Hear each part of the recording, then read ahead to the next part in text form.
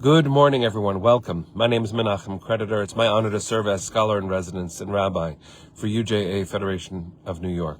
We bring you Torah and music, blessing, and community every weekday. We've been doing so since March 18th, 2020. Today is December 26th, 2025. That is almost 6 years of Torah every single morning, finding each other no matter where we are just to say good morning and to learn a little bit, lift each other up, share some Torah, and get ready for a good day. It's going to be Shabbat. That's exciting. I have a special guest today. That's very exciting. I'll introduce them in a moment. But let's see who's here so we can say good morning to each other. Then we'll sing a bracha. We'll learn some Torah. First, Boker Tov of the day is Arlene. Good to see you. I hope that you are well. Hi, Deborah. Nice to see you too, sending love to the Bay. Early. Penny, thank you for the reminder. It's broadcast 1456. Wow. Ashley, nice to see you. Ron, Boker Tov. Hi, Andrew. Sending love to Long Island. Hope that you're well. Arlene, Boker Tov. Hineni, back at you. Good to see you too. Let's see a few more friends and then we'll sing a bracha. Judy and Barbara, good to see you too. Okay. Hi, Lydia. Let's take a breath. Sing a bracha, learn some Torah. Oh, but first.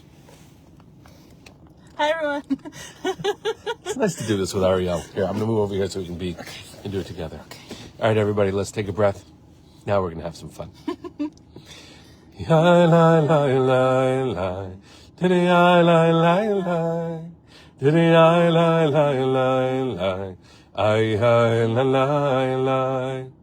Baruch Atah Adonai Eloheinu Melech HaOlam Asher Kiddushanu B'mitzvotav V'tzivanu La'asok b'divrei Torah La'asok b'divrei Torah, hafoch ba, v'hafoch ba, la'asok b'divrei Torah.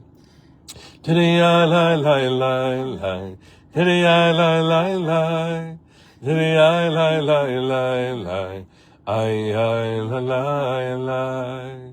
Hi, everyone. So good morning, everyone. Thanks for giving some extra love and my appreciation to Ariel for being ready just on time. We're going to be visiting my parents and we get to do this road trip together, which is really lovely. And what a great way to start it off, learning with all of you. It's Parshat Vayigash, toward the end of the book of Breshit. And among the things that we've been speaking about this week on the broadcast is the proximity between Joseph and his brothers, how close they get. The word Vayigash at the very beginning of the Parsha means came close, and Judah comes close to his brother Joseph without knowing that that's who he is. This notion of closeness is really important, and I thought we could explore it a little bit together, just from the perspective of two generations in our family, two people from different generations in our family, thinking about our ancestors, and also just thinking about the dynamic of relationships. So my opening thought, and I'm curious what your response might be, is based on something I just heard in a video from Rabbi Jonathan Sachs, Zichrono Livracha. He said that, he used the example of a porcupine, that porcupines during the winter retain their warmth by being close to each other, but if they get too close to each other, they hurt each other. And Vayigash, Judah coming close, is in contrast to something that happened much earlier in the brothers' story, where Vayiru oto merachok, the brothers saw Joseph from a very far distance and said, and said, let's get rid of this dreamer. And so I'm curious what your thought about, it doesn't have to be parent and child, it can be really any kind of relationship, what the notion of distance and closeness makes you think about. Well, when you brought up the porcupine, my immediate reaction was that, like, there's such thing as too close. And I think that, like, if you're going to use an example of, like, something that could literally harm you if you're too close to it, I think what came to my mind was it's really nice to have healthy boundaries in relationships. I think that it's wonderful having a close relationship with anyone in your life, but I think that certain boundaries are necessary in order to maintain that relationship.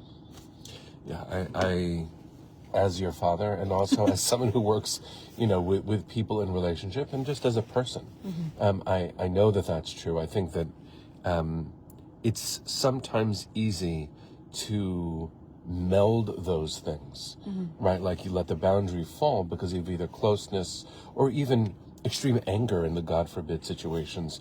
Those boundaries dissolve, and that's where things go wrong. Either because I forget that I am a separate self that is responsible for my own actions, and I can't be someone else living their life for them. Caregivers often have to struggle, I think, in this way, as anyone really does in any close relationship. And it makes me think again of another thinker from the past, Martin Buber, whose very famous book, I and Thou, is based on the idea that there's a difference between I and thou. One of the dangerous things, if we don't have boundaries, is I see everyone in my life as meeting a need of mine, which is actually not fair to them and not even respectful of myself.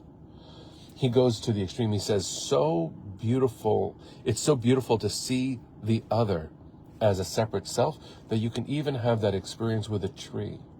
The tree doesn't exist to make me feel, there's beauty in the world. The tree exists. And if I'm open to the encounter with the other, not only is it not harmful, I learn by just being available. Here's a way that I would ask you this question, given some of the professional work that you've been doing this year. So you're one of the first voices that people hear when they call Sutton Place Synagogue at the moment. They call and you speak. They don't know who you are necessarily. Do people share too much sometimes? Yes, but I think that's true in any space we're going to be, yes, that people do share, not too much. I would say they share a lot.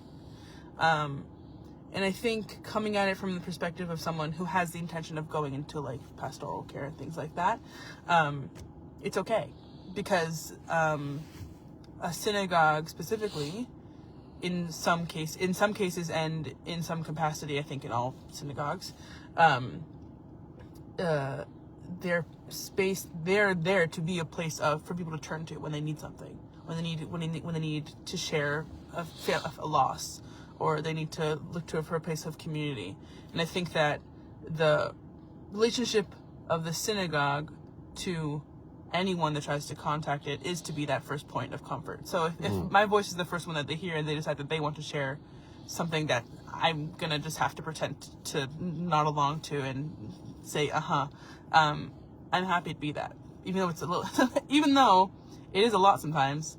I am able to see that the relationship between, it's not me and them, it's them and the synagogue, and I happen to be the first voice. I'm so glad you went just there. It's one of the biggest lessons, at least that I've learned as a rabbi also, which is, and there's a book about this by Jack Bloom called The Rabbi as Symbolic Exemplar, by the Power Vested in Me.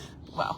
Yeah, right? It's a good title. Wait, is by the power vested in me included in the title? The first part of the title is by the Power Vested in Me, The Rabbi as Symbolic Exemplar. Gotcha, okay. And the way that you ended your reflection just now is precisely how he begins the book, which is that often, and it's not only true about rabbis, but it's definitely true about rabbis, is that we aren't always functioning as the individuals that we are, even though we're always the individuals that we are. Sometimes we function as symbolic representations of some bigger idea. Yeah. And the truth is, I mean, that is the case when it comes to parents or doctors or elected officials. They're supposed to represent a bigger idea, which means I don't always bring, Anita Diamond, who wrote The Red Tent. I love that book. Yeah, she once said to me, when you're guiding someone else, when you're trying to comfort someone else, they're carrying their hot soup. They've got their own hot soup. But you're a person, and you've got your own hot soup. Don't spill your hot soup on them. They're trying to balance their own hot soup. And so it's actually a really interesting question when we function as the individuals that we are, and, like you said, when actually they're reaching out to the synagogue, and you're the synagogue. Yeah. For I mean, them. I'm not, but I am for them, yeah. Just for that moment. Yeah. Just for that moment. And I think just to bring it close to the Torah and to offer a closing blessing to all of us, Judah and Joseph have gone through some very terrible things. Yes. And Judah has shown up differently in this moment. And it's complicated because Joseph is ultimately treating Judah as a test, meaning this whole setup is not Joseph saying to Judah, tell me who you are, but only because Joseph is able, through this power play, to have enough of a distance to observe. And then Judah comes close. Eventually, Joseph, the text is v'lo yachol litapek. He couldn't hold back his emotions. Something is released because of the re-encountering of each other. I think the blessing that I would offer all of us, and it's something that we grow, I think we grow as, as a father and daughter, and also I hope that this is true for everybody in a relationship that matters, is that we don't remain the same. True. As we go through life, as we go through life. But what I really mean is, as you go through life, and as I go through life, and we spend time together, that healthy boundary is maintained because the kind of closeness we have doesn't erase each self that we are. Yes, 100%. And I think for a moment in the Torah, and it's just a moment, Joseph and his brothers have that sense. It doesn't really last, and the Torah is complicated, but just for a moment, something good happens in a relationship. And it takes until that moment in Breshit for something good to happen in relationships. And we shouldn't miss it when it does. Hi, Safta. Oh, hi, Safta. Hi, Ima. Nice to see you. All right. Well, we've got 3 generations on the broadcast, 2 on camera. All right, friends, let's sing a bracha. This one being the Hatikva. Let's go into Shabbat, sending our hearts to the east. Kol hod balevav pnima, nefesh Yehudi homia, ulefate mizrach kadima, ayin letzion Sophia. Od lo avda tikvatenu, hatikva bat shnot 2000, להיות עם חופשי בארצנו, ארץ ציון וירושלים.